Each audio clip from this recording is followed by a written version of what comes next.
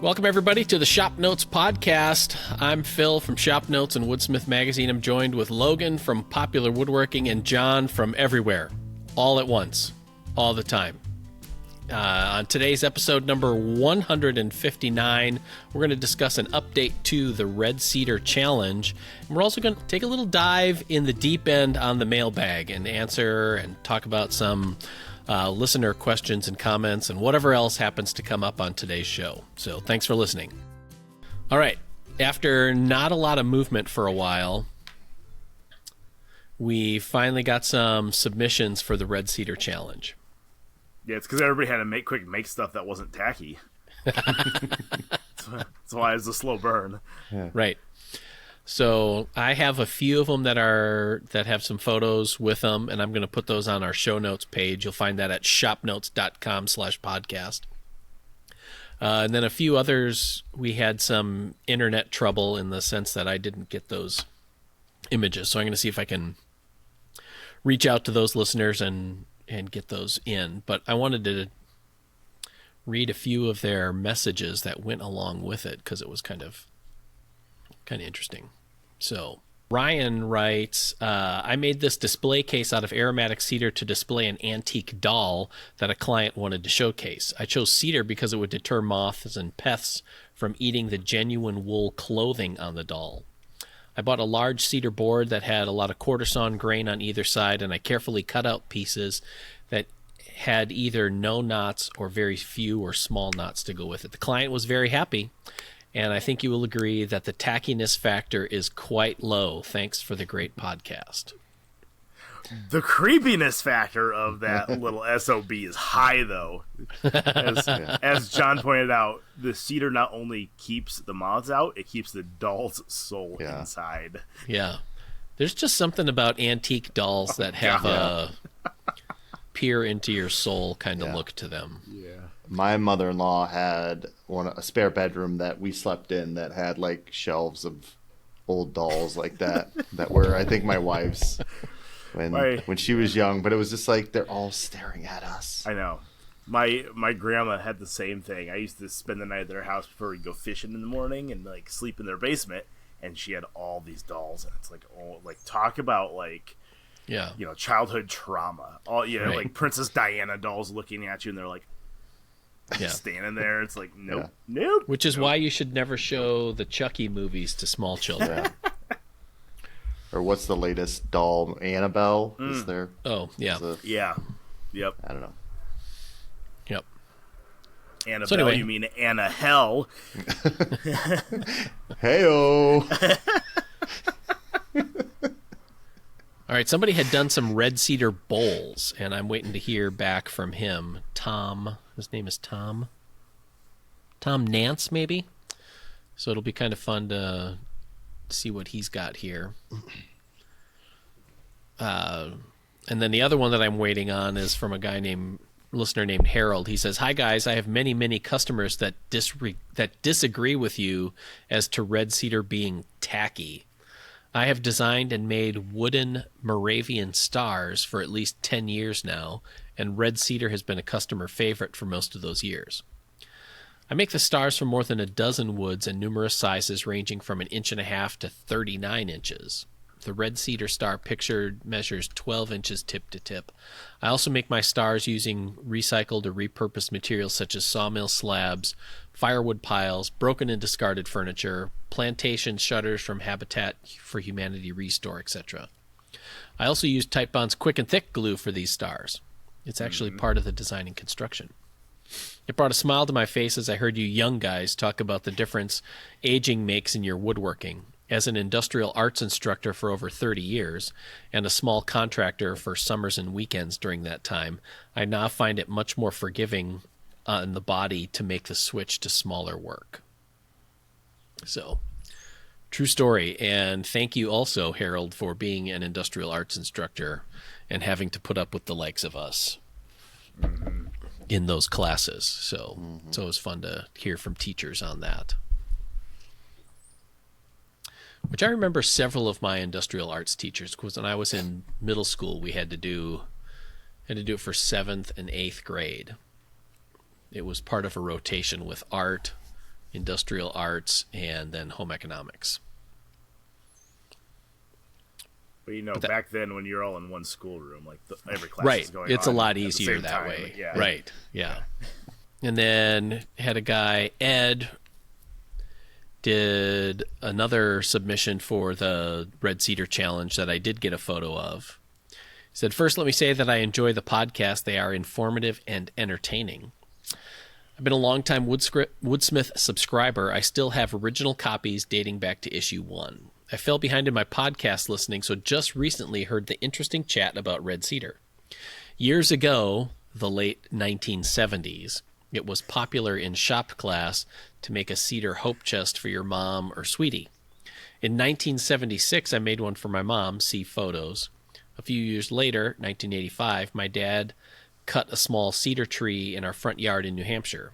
He has a friend with a sawmill cut the tree into boards and said to make something nice for your mother. Somewhere I found a plan for a roll-top jewelry desk, so I made it for Mom. Photos attached. Keep up the great work on Woodsmith Shop Notes and especially the podcast. Regards, Ed. So that was kind of cool. Although only the cedar chest came through, I'm going to have to get back to Ed on the roll-top, because that would be kind of interesting to see. Yep. So the low-tack Red Cedar people are fighting back. Yeah, they are. But where are the Intarsia people? Yeah. We haven't heard Cedar anything from them. We haven't heard anything from them. They rolled over and died. Yeah. It's a bunch They of probably red just stopped pandas. listening. Yeah. Okay.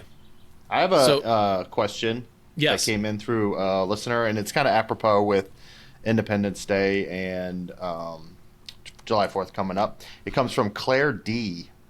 And she wants, it's kind of off topic, but kind of on topic, I guess. And she wants to know, in your opinion, what is the greatest patriotic song of all time, and why is it Miley Cyrus's Party in the USA? And go.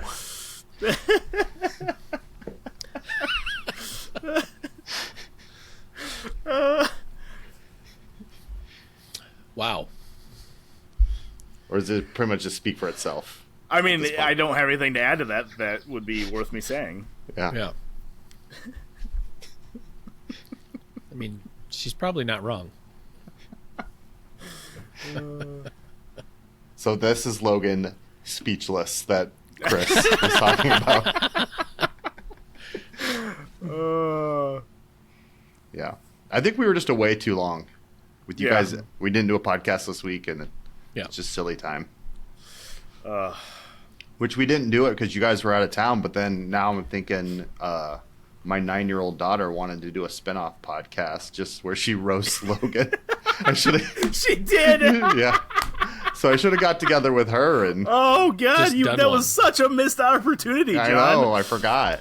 Yeah, so we had Shar up here to film with us, and we had John's daughter come in to do the episode with us, and somehow she latches on to roasting me, and I don't know why. Yeah. I don't know how I become the butt of the jokes, which is fine. I'm cool with it. I put off that vibe, but she talked about how she was literally going to start a podcast just to roast me. Yeah. Which, I can't, she has my respect. Probably just because there's so much material there. That... It's the low-hanging fruit. Yeah. Yeah. Man. So, next time she jumped right in on it. It was pretty funny. Yeah. It was pretty awesome.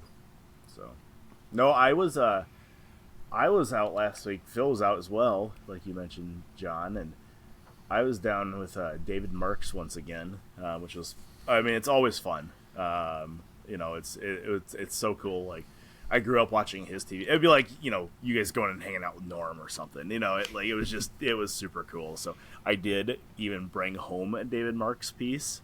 So, very nice. So not only did I bring home this little olive wood vessel, I also brought home 86 pounds of olive wood turning blanks from him. Okay. So, Dave is what I would consider, and I know he doesn't listen to this, and I know he would agree with me, David is probably the worst wood hoarder I have ever met. Oh yeah. Like not even, like it's not even a competition.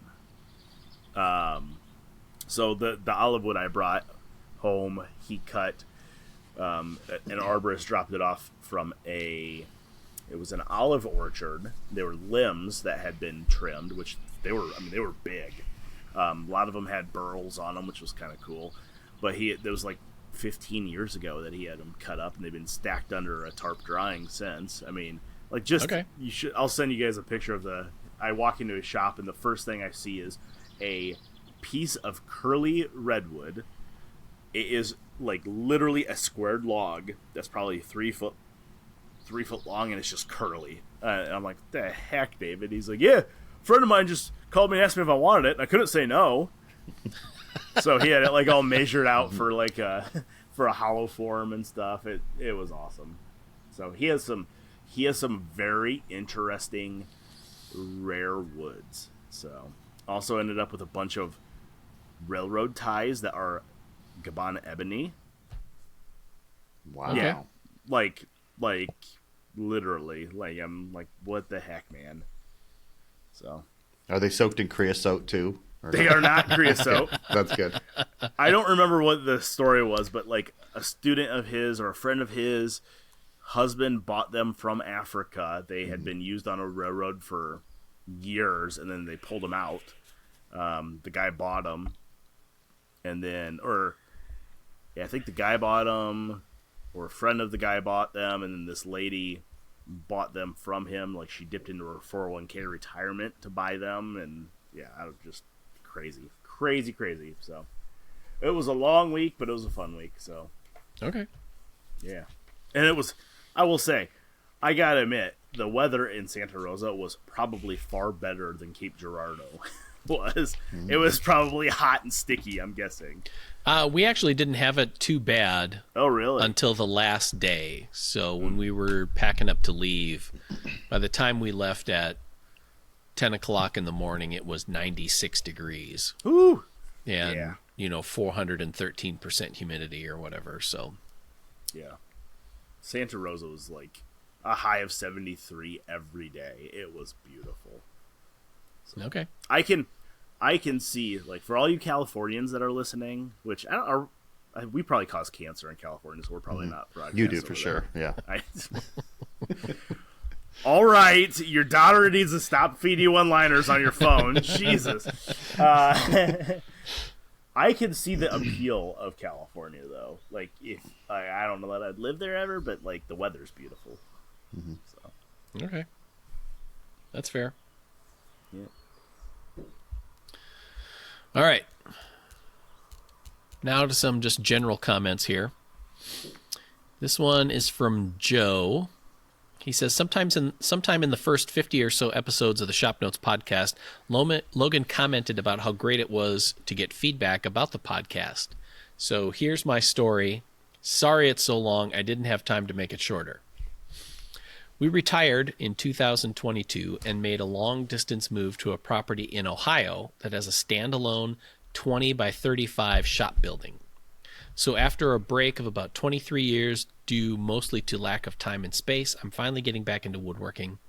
Having as much time as I want and a dedicated shop space is absolutely heaven.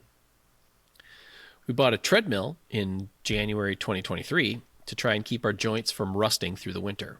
Every morning since the end of January, I spend about 25 minutes walking a mile and a half to nowhere while listening to the ShopNotes podcast.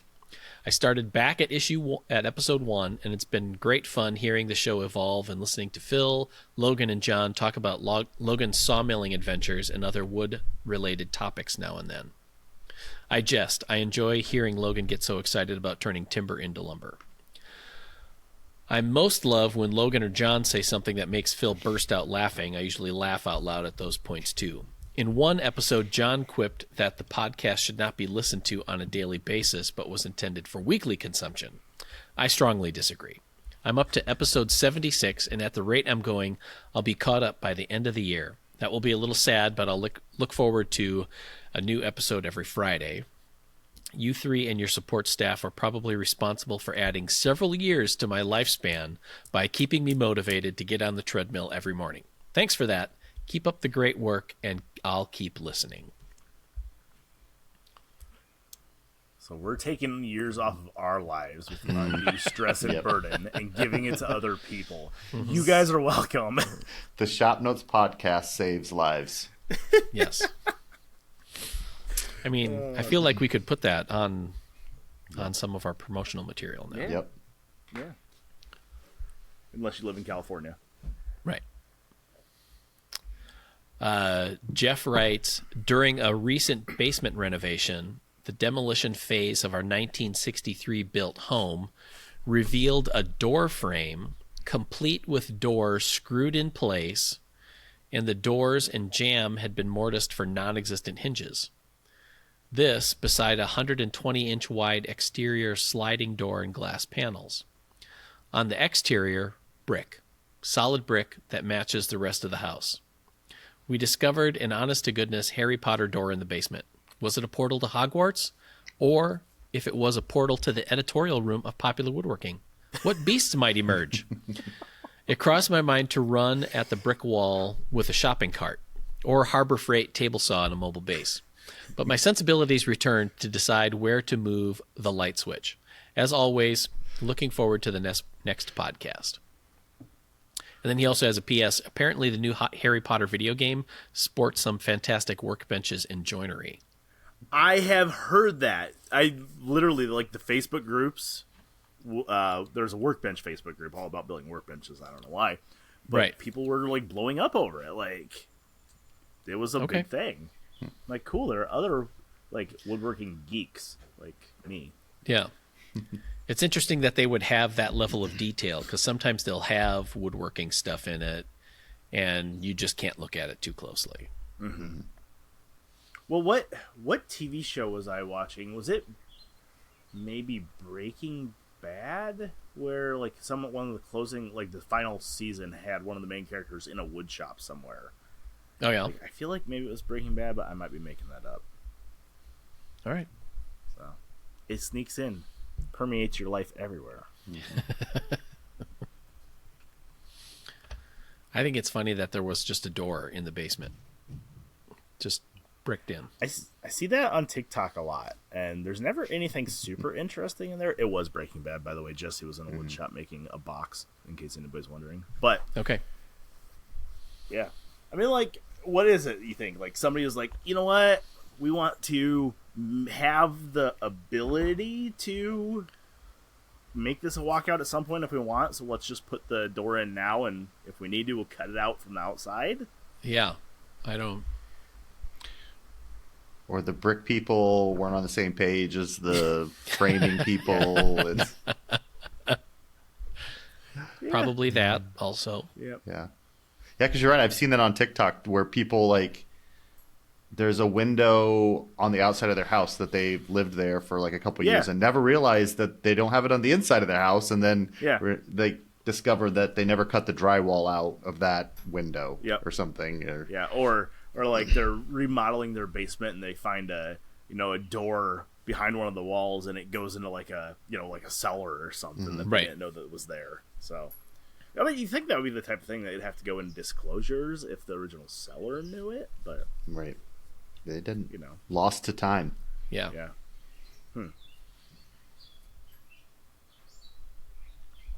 Crazy. Mm-hmm. All right, then a couple of comments from last week. This from Thomas writes, we've built multiple projects in our yard over 36 years. All have rotted away or fallen apart except the treehouse. It's been enjoyed by our children, grandchildren, nieces and nephews and their kids, neighbors and their kids, and it's still standing. Mm-hmm. Maybe it's because it's more metal than lumber. Signed, John's dad. Oh, yeah. It's true. It's still standing. Yep. Takes a long time for those screws to rust. Yeah. Chris Hathaway, who was here for a tour, he said, I highly recommend arranging for a tour if you're in the area. My wife and I truly enjoyed getting to meet many of the crew and touring the shop. Thank you for all your hospitality.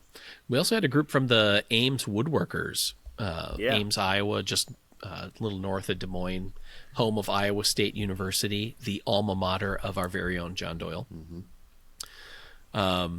Their woodworking group came down and did a group tour. So if you have a woodworking club that you're a part of, or just a bunch of folk that want to come out for a tour, we'll do that as well too. So, because we have another group coming in October, speaking of planning ahead, from DuPage County, Illinois, that they'll be coming in. So, yep, and I believe a husband and a wife that are coming in September.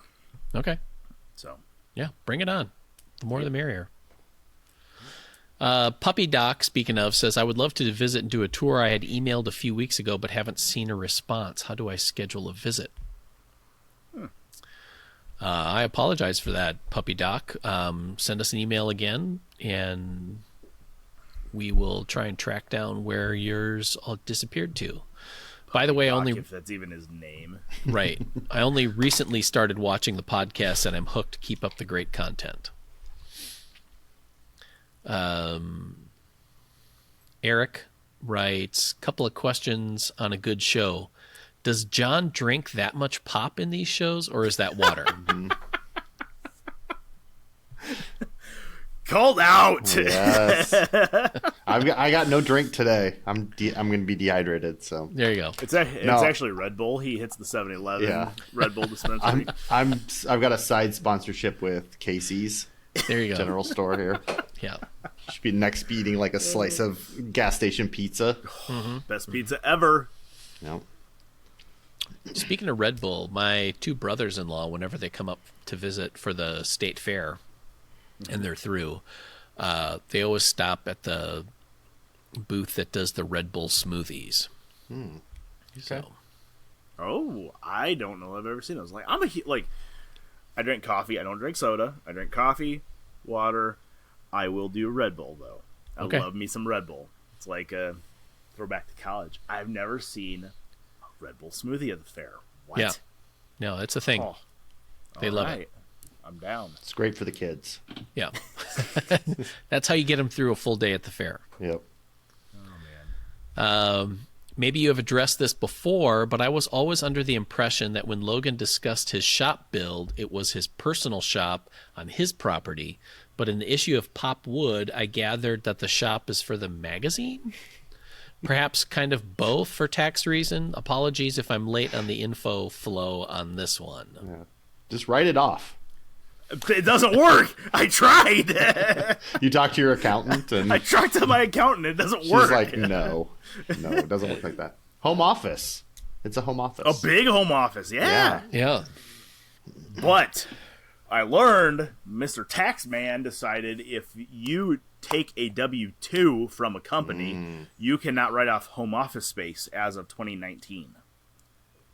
It's like they planned for that whole work at home thing. I know. So Illuminati confirmed. So the question is, can I terminate my employment and become a not free contractor, but like become a contractor? Because then I don't draw W-2. Right. You probably have to give up any benefits. I have none. Okay. I don't have any. All right. We got something here. Yeah. Live negotiations. I know. He'll walk. Guys. You don't know what he'll do. So, no, the shop is on my property, but we are going to be moving all of our Pop Wood stuff there. So, just to kind of separate, just to clarify, to separate some of, because how we build projects for Woodsmith and Pop Wood are different.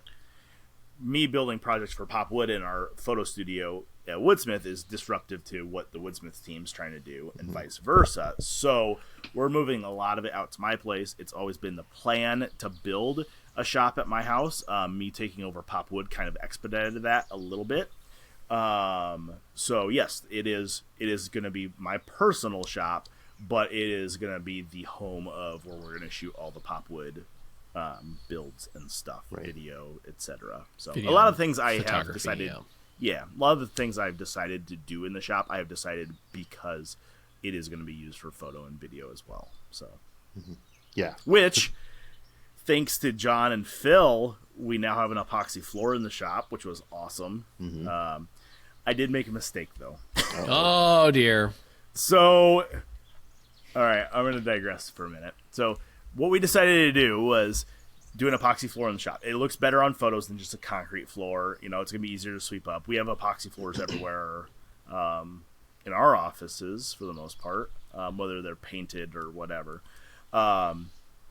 So, I decided to do an epoxy floor. And like a garage epoxy, it has that flake, right? So, the flake adds a nice look. But I decided to do it extremely heavy. It's called broadcast till rejection.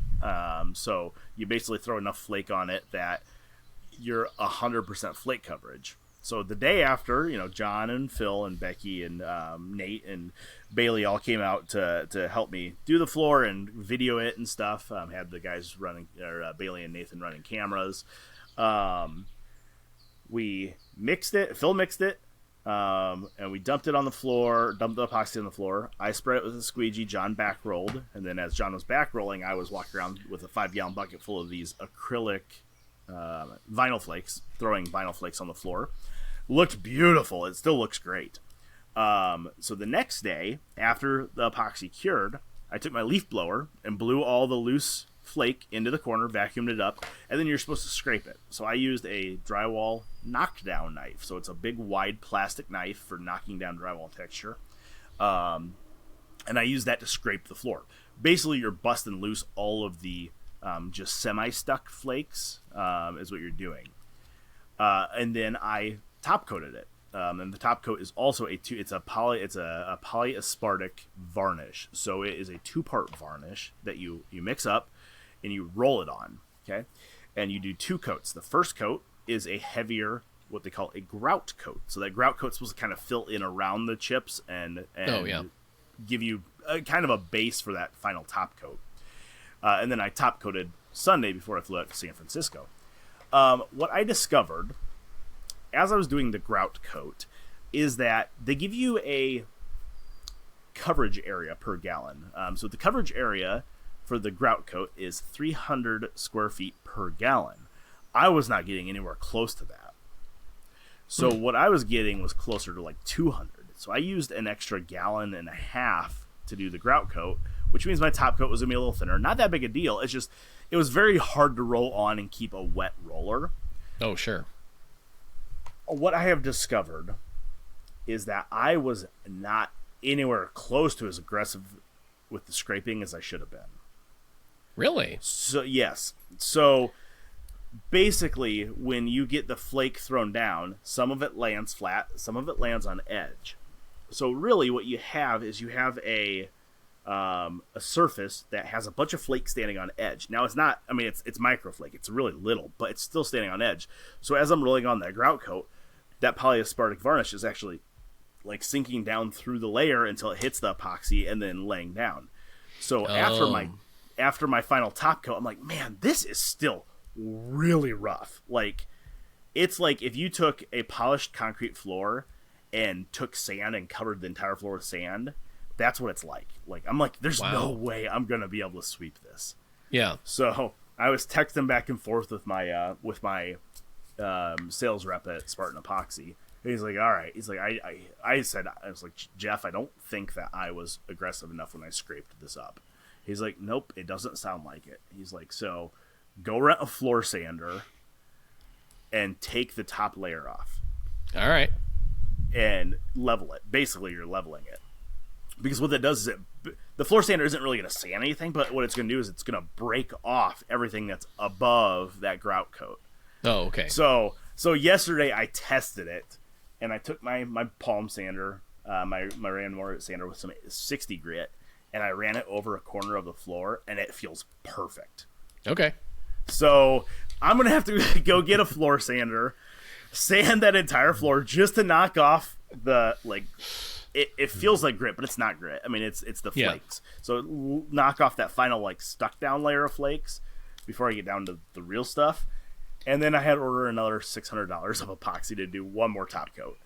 So it's fine. It's fine. It's just, I'm looking at the floor. My wife's like, she's like, you're never going to get this clean. If you get sawdust on this floor, it's never coming out of those, like, the crevasses between the flakes. So So yes. So you're doing like an epoxy terrazzo floor now. Yes, basically. Yes. So Okay. yeah, it looks great, man. It looks great. I'll put a picture on the show notes page.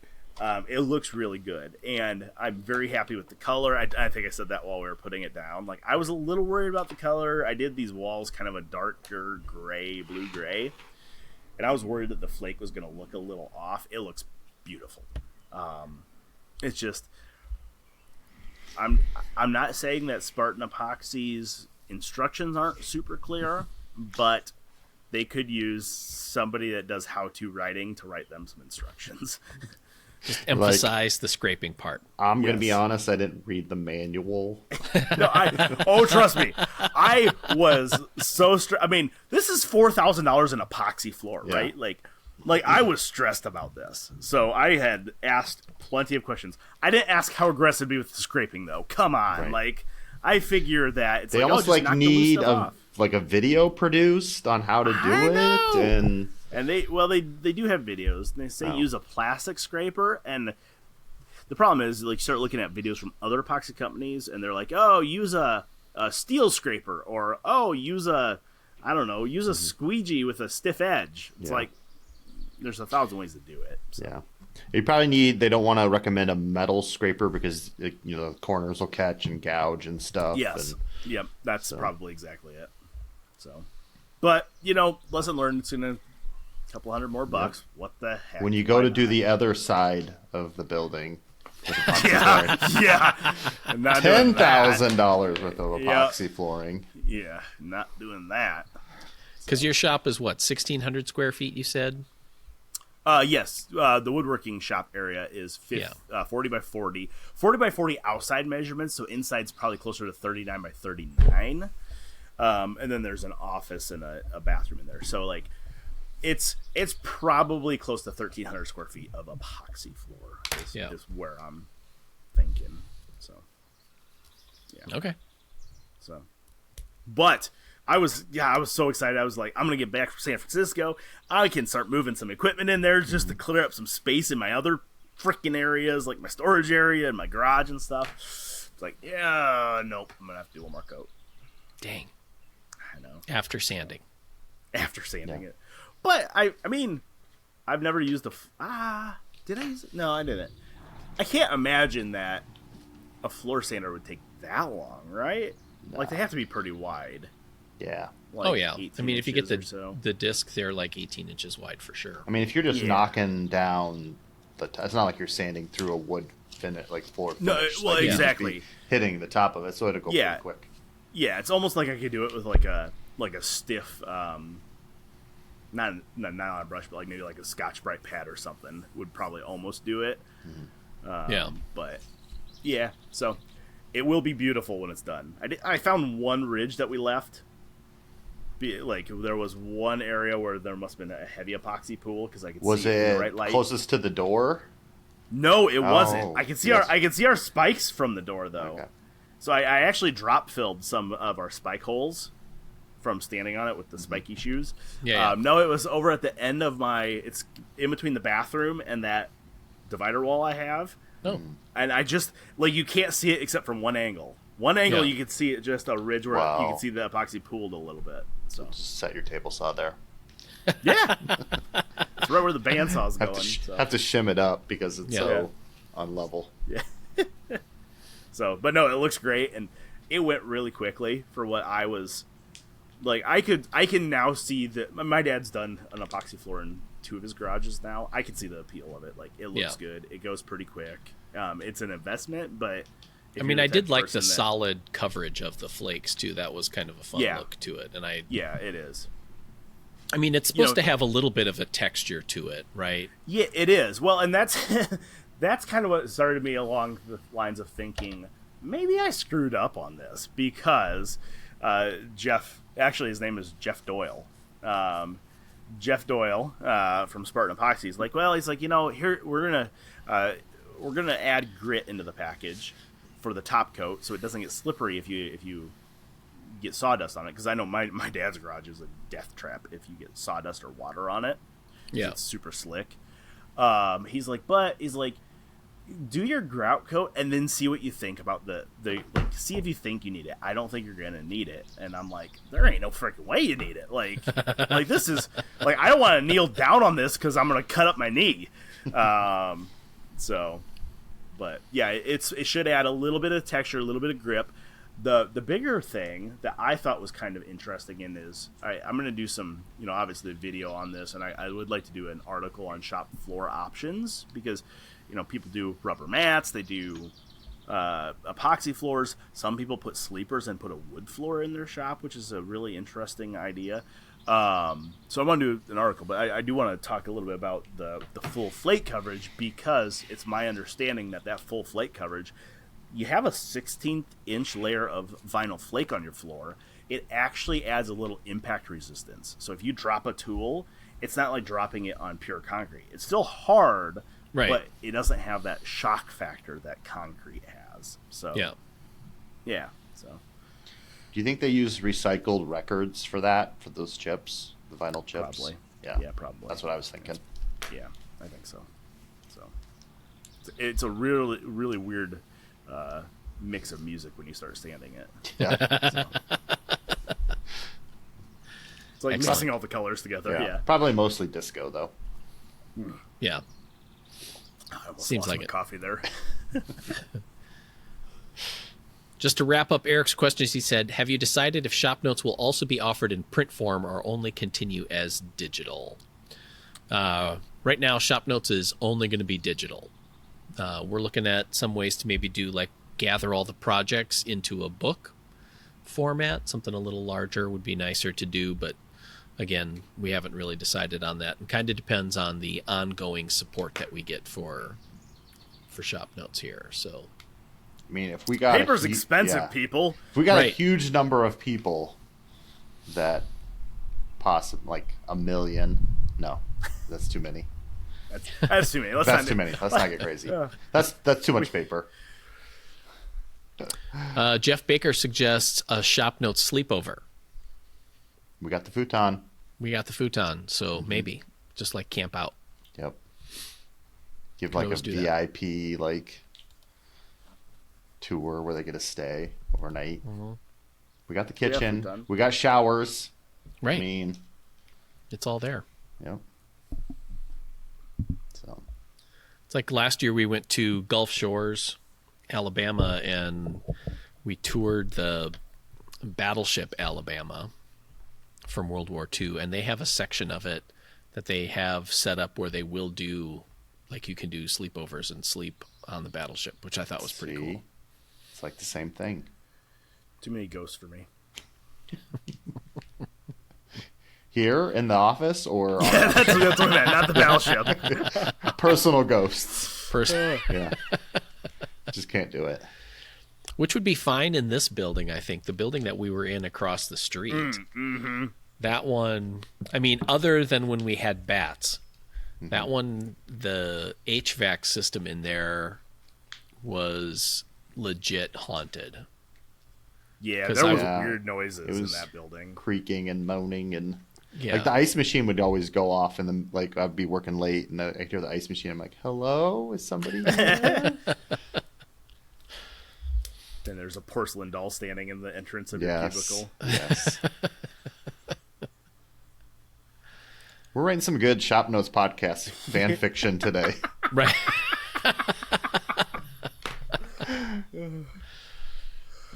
All right, so that's it for comments, I believe. Somebody had a question about the bookcase plan that wasn't a link damaged on that. And I still have to do the show notes page for that. I ended up leaving for vacation before I could finish that.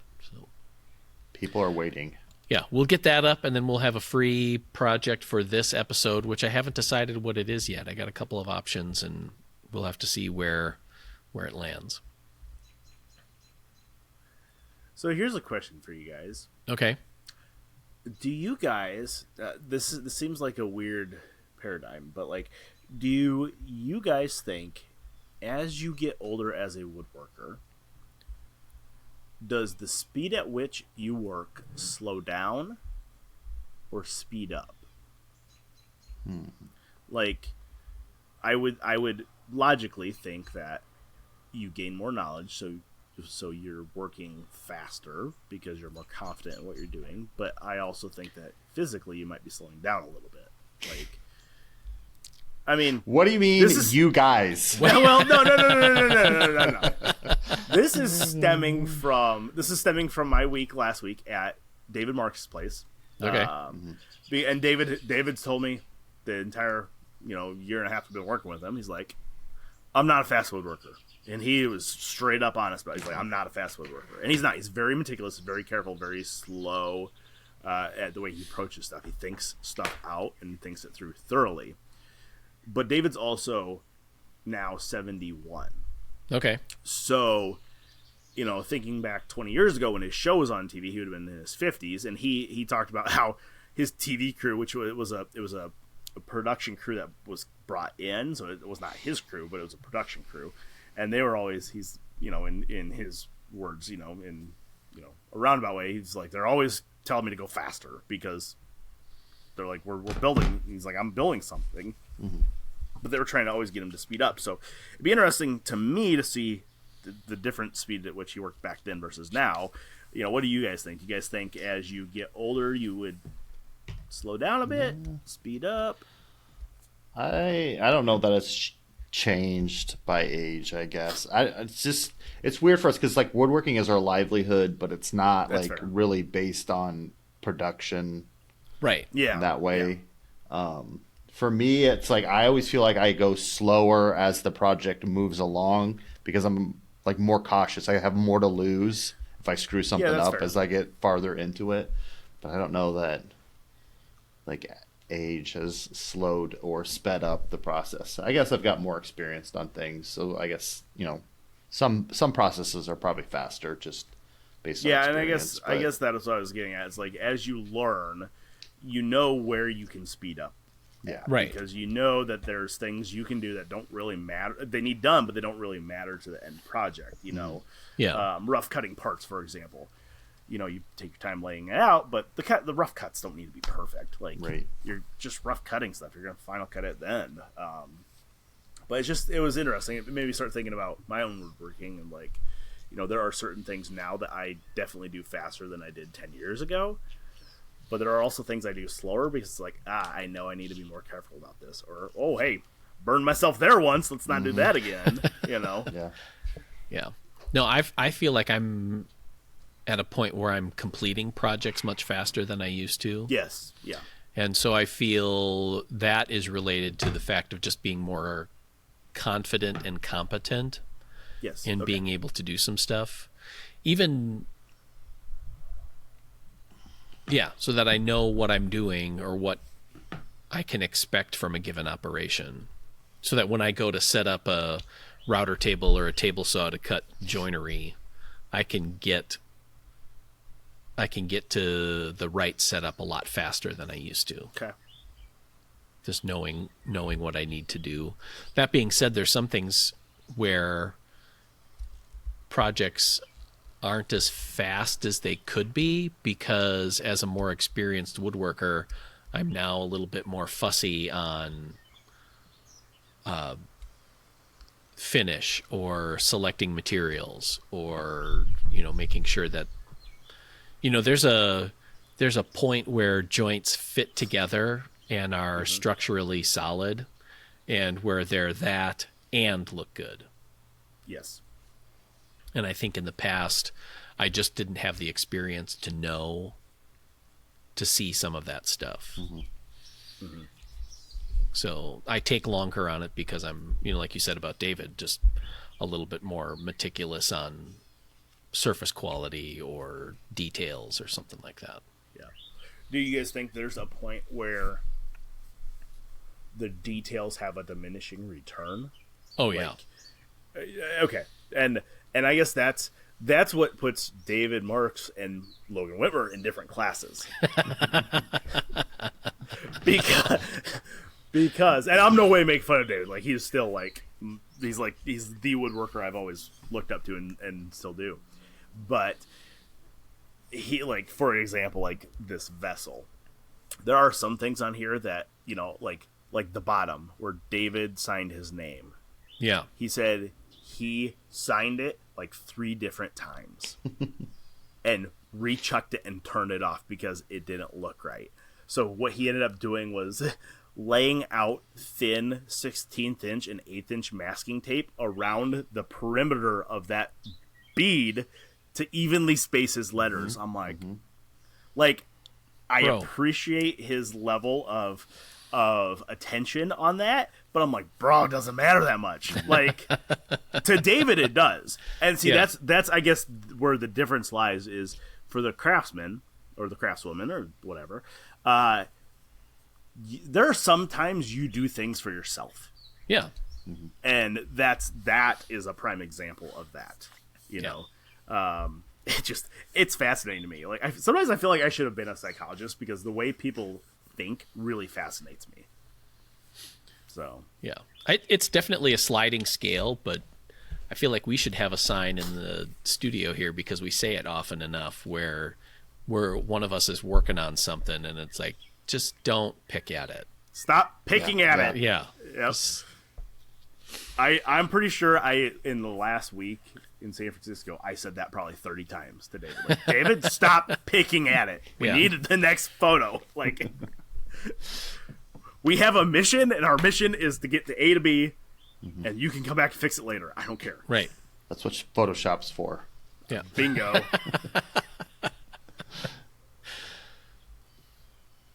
So yeah, no, and I run through that when I'm teaching woodworking, especially to people who are new at it, where they have an unspoken expectation of a certain level of perfection or whatever, and then want to just really drive at that.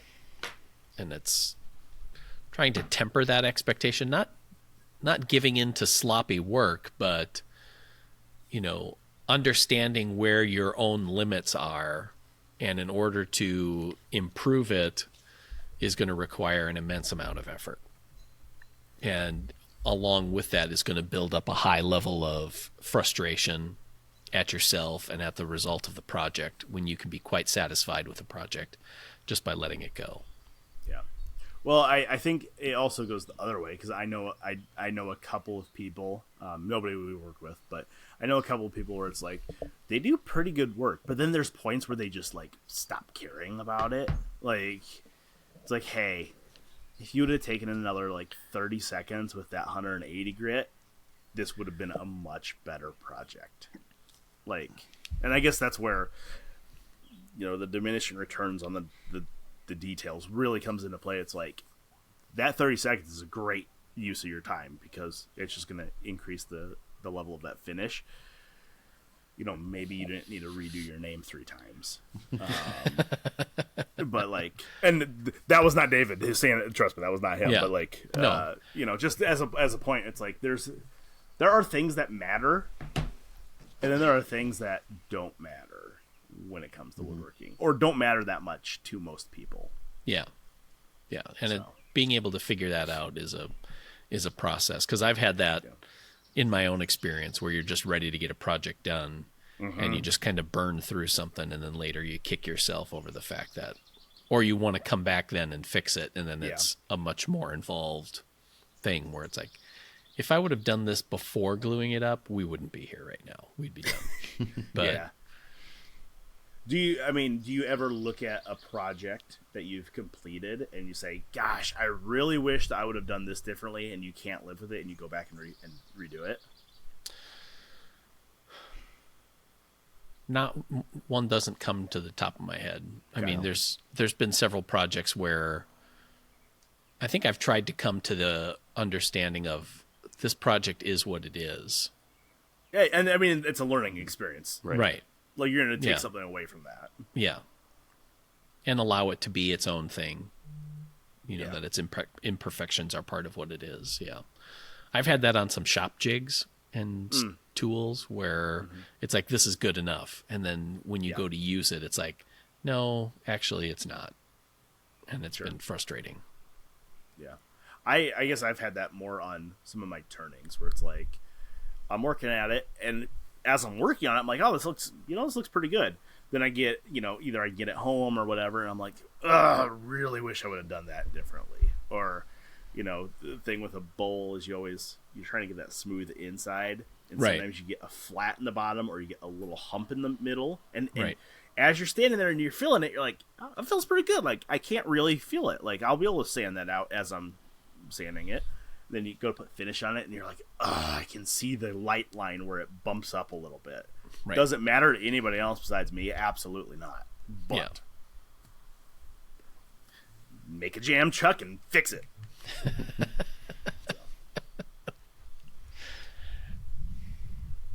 No, I get that.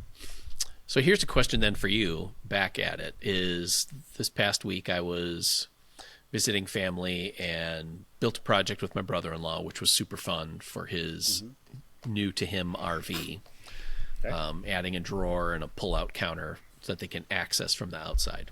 It was really fun. Got to work with his tools in his shop, and also was in my father-in-law's shop. And it reminded me of teaching classes, or even sometimes when we get customer service questions, on how to recommend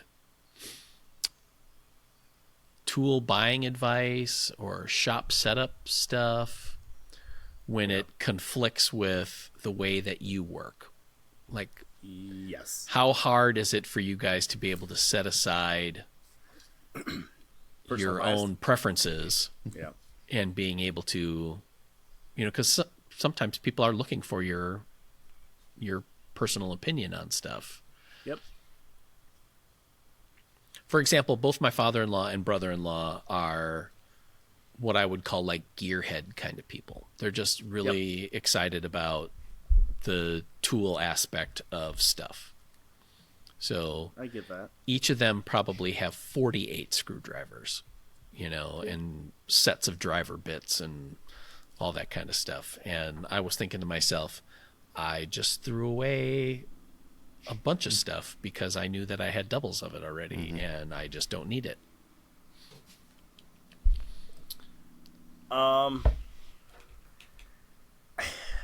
Those are the one emails I hate. It's like, hey, I need to buy a new tool. What should I buy? I'm like, let me come work with you for a month, and then we'll decide what you need. Because it's like, it's so hard because, David has 6 bandsaws, okay? 6 of them. Now, I can see having 2.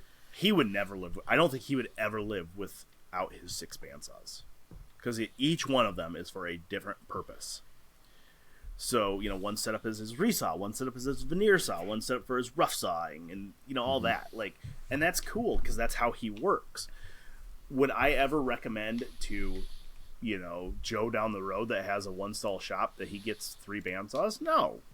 Unless he feels like he needs it, but I don't know how Joe works, So, I mean, I hate to say it, but I always default to, like, the core tools. Like, it starts off with, what do you build? Like, if your brother-in-law is like, hey, I really want to start building furniture. I don't build any yet, but I want to. What do I need to buy? It's like, well, okay. Let's have a heart-to-heart and see how serious you really are. Right. And it's like, Phil might not suggest a table saw because he doesn't have a table saw in his shop. I really like my table saw. I would go without my router table before I go without my table saw. So I don't know. It's a hard question to answer without actually going and seeing how somebody works and seeing the type of stuff they like to do. It's hard.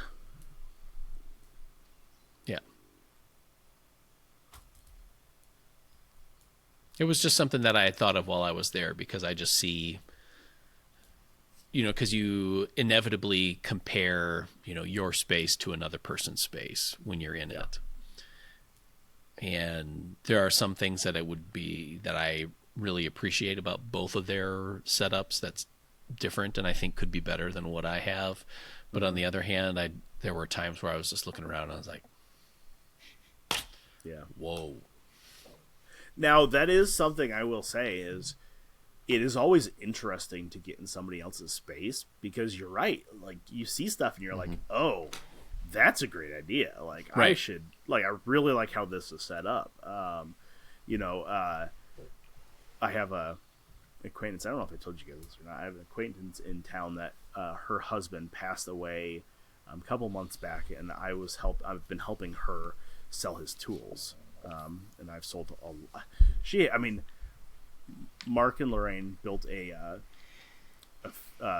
print finishing company in Des Moines, kind of from the ground up. It was really big. It sold to another print shop. And Mark really liked woodworking, so he had a lot of really nice tools. Yeah. And I mean, he had a brand new, like, unfortunately, he built this CNC and he had to stroke like the day after he finished it, so he never got to use it. So it was like, and it's like a $10,000 or $11,000 CNC, like it's a big one.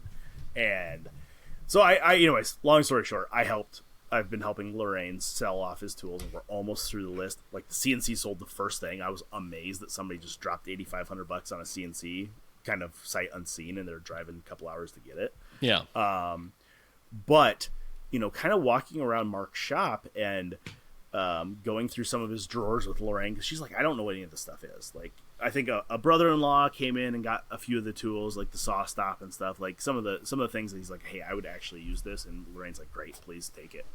But we're going through like the drawers and kind of seeing, what Mark had and stuff. Like, and I didn't know, I know Lorraine more than I knew Mark. So it's kind of interesting because I can kind of tell the type of guy that Mark was. Everything's labeled. Everything is labeled. Like, I opened up top cabinets and there are 4 router cases up there. Like, Bosch Colt router. There's 4 Bosch Colt router cases up there.